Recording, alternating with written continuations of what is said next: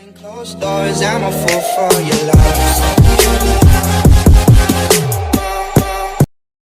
Hello guys, welcome back to another cooking video. आज की रेसिपी शुरू करने से पहले अगर आप मेरे इस चैनल पे नए हैं तो चैनल को सब्सक्राइब करके सपोर्ट जरूर करें और साथ ही साथ बेल आइकन को प्रेस करना ना भूलें ताकि मेरी हर वीडियो की नोटिफिकेशन सबसे पहले आप तक पहुंचे। तो चलिए शुरू करते हैं आज की रेसिपी।